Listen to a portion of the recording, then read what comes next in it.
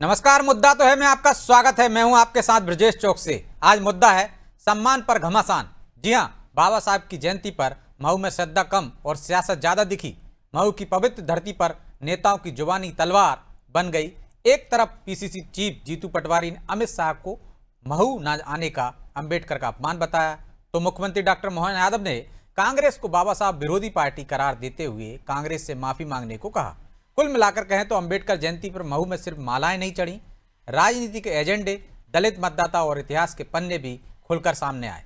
वहीं अब इस बयानबाजी ने कई सवाल भी खड़े कर दिए हैं। उन सवालों को भी हम आपके सामने रखेंगे, लेकिन पहले देखिए रिपोर्ट।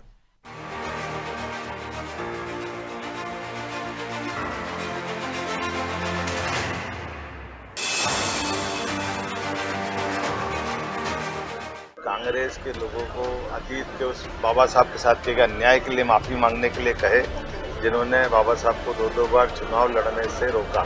जब संविधान बचेगा तभी देश बचेगा। अगर आप संविधान की रक्षा नहीं कर सकते हैं तो देश खतरे में। अंबेडकर जयंती पर महू श्रद्धा का केंद्र भी बना और सियासी हमलों का अखाड़ा भी। अंबेडकर की जमीन से सोमवार को जुबानी हमले जमकर हुए। इसकी शुरुआत पीसीसी चीफ जीतू पटवारी ने की।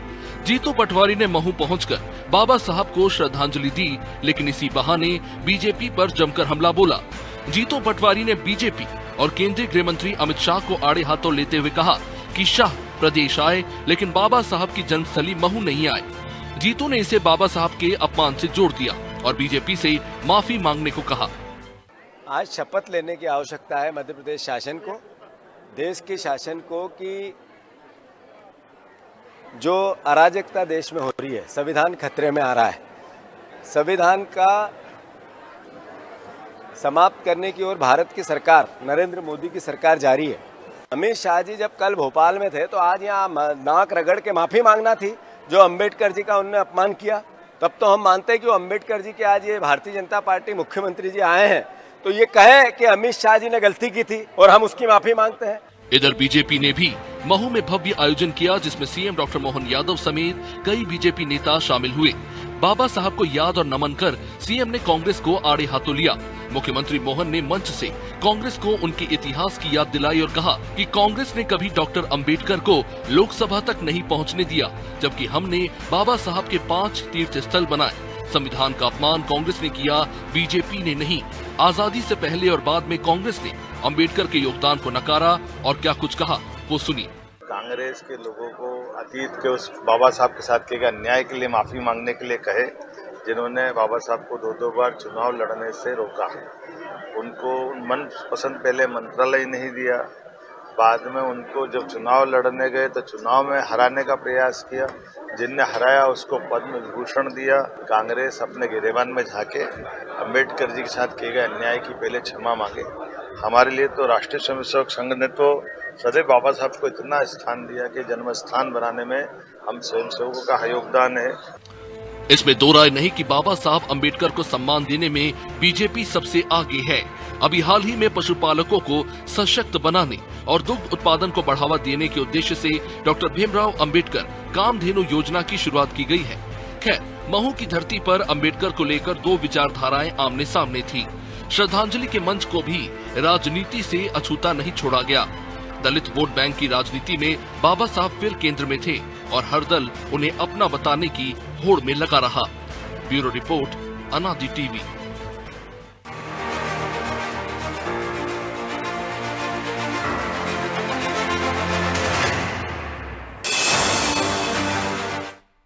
इस मुद्दे पर चर्चा शुरू करें उससे पहले वो सवाल जो जरूरी हैं। पहला सवाल, क्या अंबेडकर जयंती पर यह बयानबाजी दलितों को लुभाने की एक कोशिश है? दूसरा सवाल, क्या अंबेडकर के सहारे एक दूसरे की छवि को टारगेट किया जा रहा है? तीसरा सवाल, क्या बीजेपी और कांग्रेस के बीच अंबेडकर को सम्मान देने की होड़ मची है?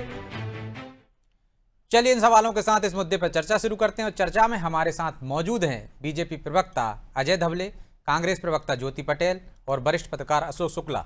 आप तीनों का बहुत बहुत स्वागत है। अजय जी, शुरुआत आपसे ही करते हैं। जीतू पटवारी को सुना आपने, वो कह रहे हैं संविधान खतरे में है और आप उसको समाप्त करने की दिशा में बढ़ रहे हैं। शाह को वहां जाकर माफी मांगनी चाहिए थी।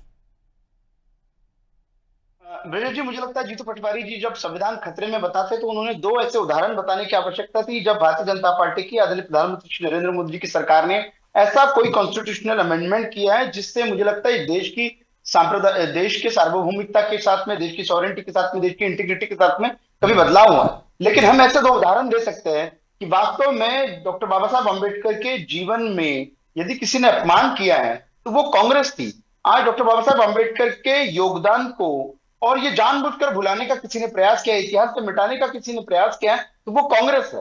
कांग्रेस अपने पुराने अतीत के पापों से नहीं बच सकती। दो ऐसे अमेंडमेंट मैं आपको बताने की आवश्यकता हूं कि पहला, इमरजेंसी जो प्रोमलगमेंट ऑफ इमरजेंसी है, आर्टिकल 356 इस देश में लगाने का काम इंदिरा गांधी जी ने किया था। 352 आर्टिकल 352 को नंबर ऑफ टाइम्स लगाने का काम भी तत्कालीन कांग्रेस की सरकार ने किया। अब दूसरा बड़ा जो कि डॉक्टर बाबा साहब अम्बेडकर के जीवन में उन्होंने 2 लोकसभा के चुनाव लड़े और दोनों लोकसभा के चुनाव हराने का काम कांग्रेस ने किया। और ये हम नहीं कह रहे, इतिहास में लिखा है, इतिहास में इस बात का वर्णन है। तो आज अब देश इस बात से परिचित हो रहा है कि कांग्रेस ने वास्तविक रूप से एक ऐसे नेता के योगदान को जानबूझकर भुलाया गया कि जिसको क्रेडिट जाने से कहीं ना कहीं नेहरू गांधी परिवार के क्रेडिट कम हो जाता। ये कांग्रेस की सोची समझी रणनीति थी। कांग्रेस हमेशा से दलितों के उत्थान की बात करती है, लेकिन देश में 50 वर्षों के शासन के बाद भी कांग्रेस हमेशा से इस बात की पक्षधर रही है कि जो दलित, जो समाज था, जो पिछड़ा समाज था, जो वंचित समाज था, ये शोषित रहे, ये फिर से पिछड़े ही रहे। लेकिन हमने जवाब ले देखा लेते हैं, ज्योति जी से जवाब ले लेते हैं। ज्योति जी, उन्होंने तो उदाहरण गिना दिए, आप ऐसे 2 उदाहरण गिना देते जीतू पटवारी के जिससे कि संविधान खतरे में दिखे। एक आपातकाल तो भूल ही गए, संविधान ऐसे खतरे में आता है, संशोधन आपने भी किए, संशोधन वो भी कर रहे हैं और संविधान ने ही अधिकार दिए उनमें। फिर क्यों लगता है आप लोगों को संविधान खतरे में है, समाप्त करने की दिशा में बढ़ रहे हैं? और नमन करते अंबेडकर जयंती पे, उनकी याद करते, उनके अच्छे कामों को अनुसरण करने की बात करते, लेकिन यहाँ तो सियासत हो रही थी। देखिए, सर्वप्रथम तो सब हमारे सभी देशवासियों को, प्रदेशवासियों को बाबा साहब अम्बेडकर की जन्म जयंती की बहुत बहुत शुभकामनाएं और बाबा साहब जी के चरणों में मैं कोटि कोटि प्रणाम करती हूँ, नमन करती हूँ। देखिए, सबसे पहले तो ये है कि बाबा साहब अम्बेडकर कोई अकेले दलितों के नेता नहीं है। तो सबसे पहले तो बीजेपी ये एजेंडा बनाना खत्म करे कि बाबा साहब केवल दलितों के नेता। बाबा साहब ओबीसी, एससी, एसटी, जनरल पूरे देश के नेता है, हर धर्म के नेता हैं। क्योंकि बाबा साहब ने केवल किसी एक वर्ग के लिए काम नहीं किया, बल्कि समस्त वर्गों के लिए काम किया। दूसरी बात यह कि बीजेपी अम्बेडकर जी को सिर्फ प्रतीक मानती है, जब जो संविधान, आरक्षण, समानता और सामाजिक न्याय के प्रतीक थे। परंतु कांग्रेस जो है बाबा साहब को एक विचार मानती है जो समाज में उतारने का लगातार काम करती रही है।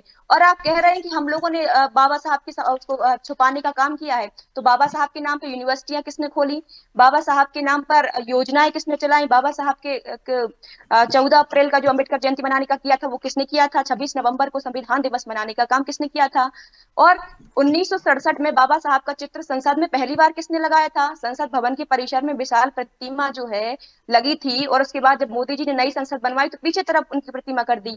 तो ये इस तरीके से पहली बात तो ये है कि बाबा साहब की जो नीतियां थी, शिक्षा, आरक्षण, तो लगातार भारतीय जनता पार्टी जो आप कह रहे हैं कि किस तरीके से संविधान को कमजोर करना चाह रही है बीजेपी, तो यही तो सबसे बड़ी बात है कि बीजेपी शिक्षा नीति को कमजोर कर रही है। आज आप देख रहे हैं कि सरकारी स्कूल लगातार बंद होते जा रहे हैं।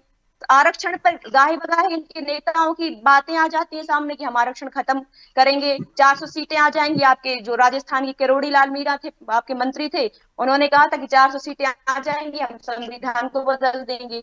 तो देखिए, कहीं ना कहीं हमारे जो कांग्रेस के नेता हैं वो लगातार ये प्रयास कर रहे हैं कि संविधान खत्म ना हो। हमारे चाहे राहुल गांधी जी की भारत जोड़ो यात्रा हो, तो हम लगातार देश के लोगों को जागरूक करने का काम कर रहे हैं। और संविधान खत्म कोई कर भी नहीं सकता ना ज्योति जी, ये भी तो एक भ्रम है, ये भी तो एक गलत बात बोली जा रही है ना कि संविधान खतरे में है, संविधान बदल दिया जाएगा, समाप्त कर दिया जाएगा। कोई नहीं बदल सकता, ये आप भी जानते हैं, आपकी पार्टी के लीडर भी जानते हैं।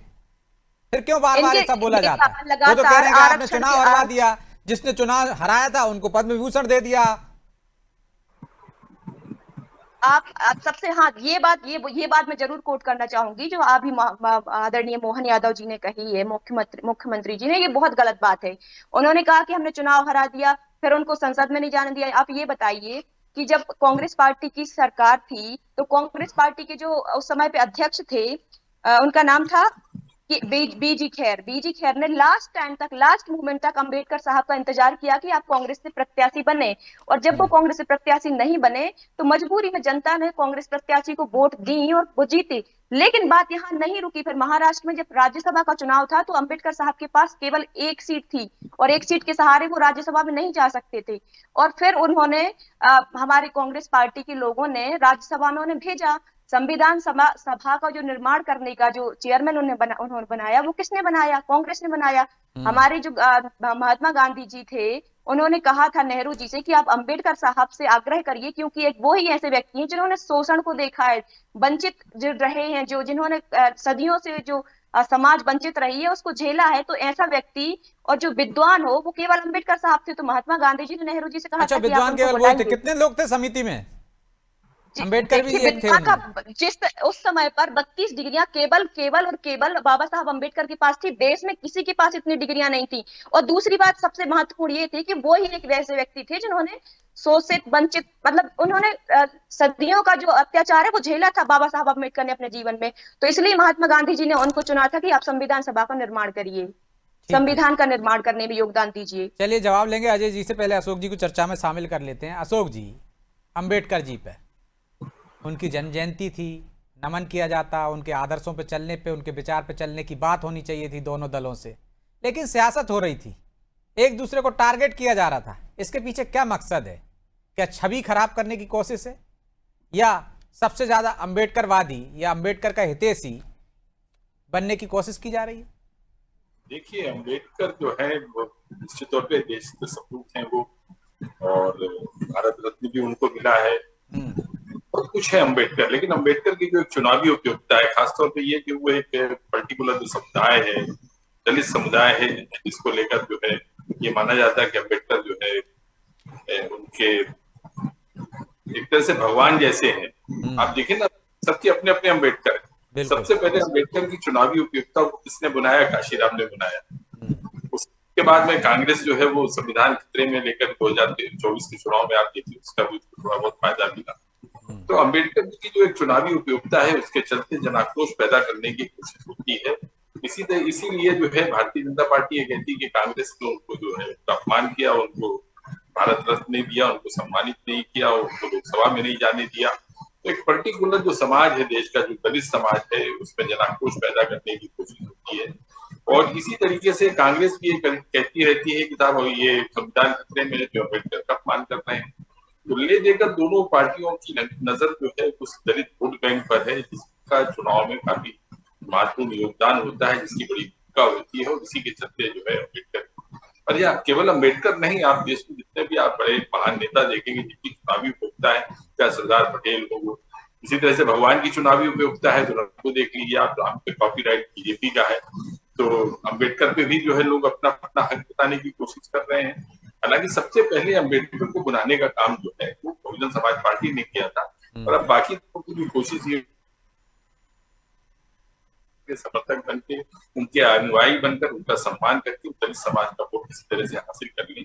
और जहां तक आप अम्बेडकर की बात करते हैं, तो अम्बेडकर जी ने तो एक बात और भी कही थी कि संविधान कितना भी अच्छा हो, लेकिन अगर इसको लागू करने वाले लोग अच्छे नहीं होंगे तो इस संविधान में कोई अर्थ नहीं रह जाएगा, इसका कोई मतलब नहीं रह जाएगा।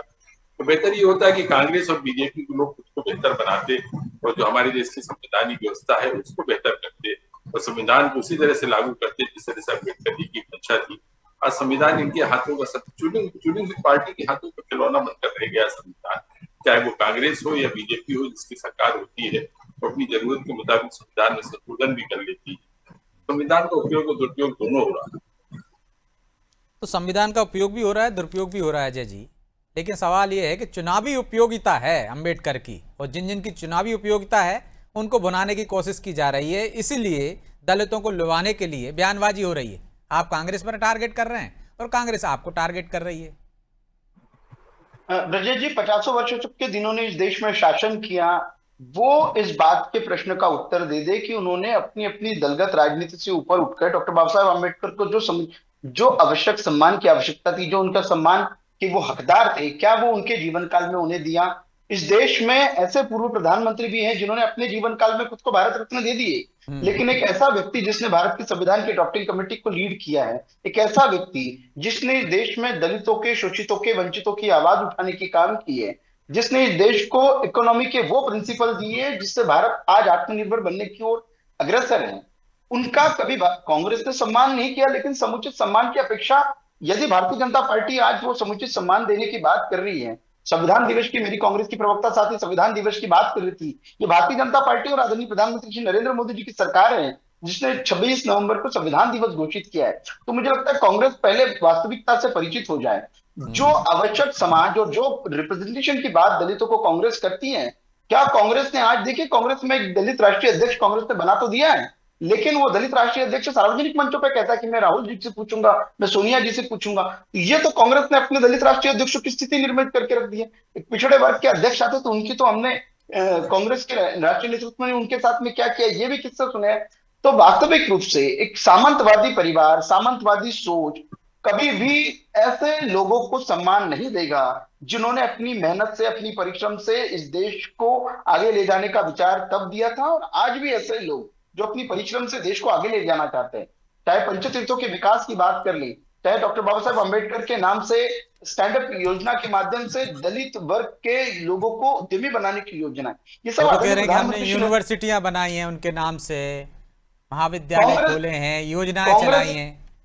आप 50 योजनाओं के नाम उठाकर देख लीजिए, नेहरू गांधी परिवार की तरह यदि योजनाओं के नाम आपको मिल जाए, योजनाओं के नाम गिना देती हूँ, अम्बेडकर आवास योजना, अम्बेडकर स्कॉलरशिप योजना, अम्बेडकर महिला सशक्तिकरण योजना, अम्बेडकर ग्राम विकास योजना, अम्बेडकर राष्ट्रीय स्मारक योजना, अम्बेडकर मेमोरियल योजना, अम्बेडकर शिक्षा योजना, इंदिरा आवास योजना थी, लेकिन अम्बेडकर आवास योजना नहीं थी। जिन प्रधानमंत्रियों ने खुद को जीते रहते हुए भारत रत्न दे दिया, यदि इतना सम्मान था, ज्योति जी इतना सम्मान था तो भारत रत्न दे देते उनको, जीते जी, क्यों नहीं दिया?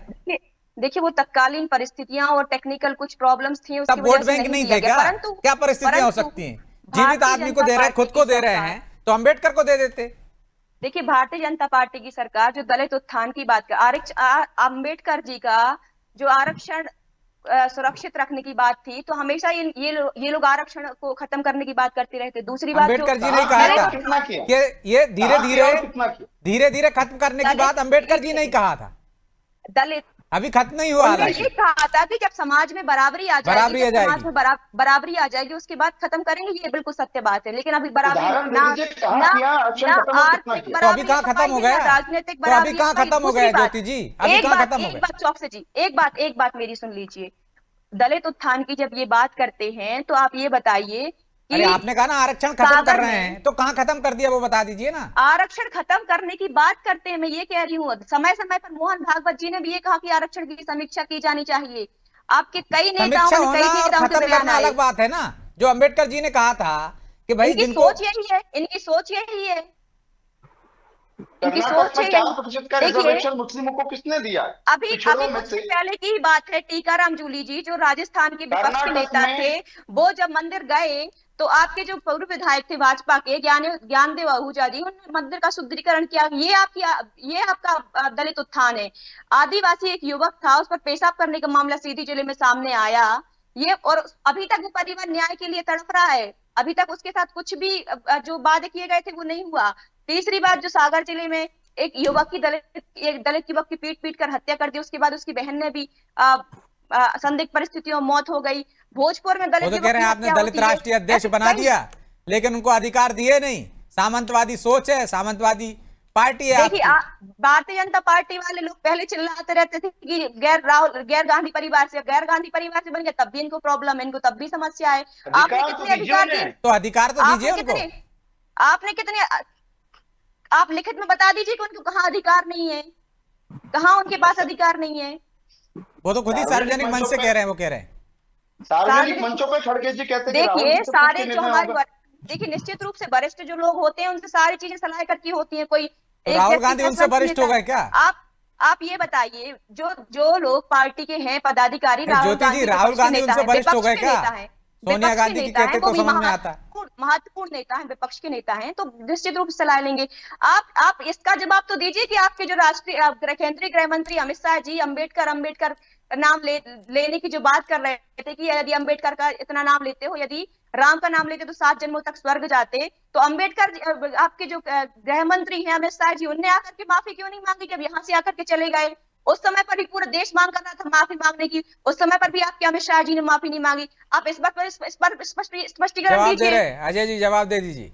ज्योति जी, उनका पूरा बयान जो संसद में दिया है वो पूरा का पूरा बयान पब्लिक डोमेन में है। देश की जनता को पता है कि डॉक्टर बाबा साहब अम्बेडकर के बारे में आदरणीय गृह मंत्री अमित शाह जी ने क्या कहा था, और ये देश परिचित है भारतीय जनता पार्टी की नीतियों से, डॉक्टर बाबा साहब अम्बेडकर के कार्यों को आगे बढ़ाने के लिए किए गए कामों से। इस देश में जब 4 करोड़ प्रधानमंत्री आवास योजना के घर बने, तब दलित वर्ग के लोगों के लिए भी घर बने, 11 करोड़ लोगों के घर में शौचालय बने, तो बाबा साहब अम्बेडकर के भी विकास के विजन को आगे बढ़ाने का काम हुआ है। जब 55 करोड़ जनधन के खाते खुलते तो डॉक्टर बाबा साहब अम्बेडकर के आर्थिक प्रिंसिपल्स को आगे बढ़ाने का ही काम हुआ है। इस देश में 15 करोड़ घरों में नल जल के माध्यम से जल पहुंचा है, तो डॉक्टर बाबा साहब अम्बेडकर की योजनाओं के माध्यम से उस योजनाओं को क्रियान्वित। और आज मध्य प्रदेश में आदरणीय मुख्यमंत्री डॉक्टर मोहन यादव जी ने कामधेनु के माध्यम से जो नई योजना हम लाने जा रहे हैं, डॉक्टर बाबा साहब अम्बेडकर के प्रिंसिपल्स को आगे बढ़ा रहे कि आत्मनिर्भर किसान होगा, देश आत्मनिर्भर बनेगा, मध्य प्रदेश आत्मनिर्भर बनेगा। कांग्रेस जैसे झूठी वाहवाही लूटने का काम ना हमने किया है ना हम करेंगे। डॉक्टर बाबा साहब अम्बेडकर का वास्तविक रूप से सम्मान यदि किसी ने किया है तो देश की जनता ने किया है। भारतीय जनता पार्टी उस देश की जनता के प्रति ठीक है, माफी चाहता हूं अजय जी, क्योंकि समय की बाध्यता है, इसलिए चर्चा को यहीं विराम देना होगा। आप तीनों का बहुत बहुत धन्यवाद। तो निश्चित तौर पर चुनावी उपयोगिता है अम्बेडकर जी की, इसलिए कांग्रेस भी ये चाहती है कि बीजेपी को टारगेट किया जाए और ये दिखाने की कोशिश की जाए या ये दिखाया जाए कि वो अम्बेडकर की ज़्यादा हितैषी है, उनका सम्मान ज़्यादा करती है बीजेपी की तुलना में। और बीजेपी अपने कार्यों की बदौलत बता रही है कि इतने सालों तक कांग्रेस ने उनका वो सम्मान नहीं किया जो उसके हकदार थे। अब ये तो जनता है, वो देख रही है दोनों के दावों पर, दोनों के आरोपों पर, और उसके हिसाब से अपना जवाब देगी। वो तय करेगी कि कौन ज़्यादा सम्मान कर रहा है, कौन ज़्यादा अम्बेडकर को मानता है और कौन सिर्फ चुनावी लाभ के लिए उनको याद कर रहा है। बहरहाल मुद्दा तो है, मैं इतना ही। मुझे दीजिए इजाजत और आप देखते रहिए अनादि टीवी। नमस्कार।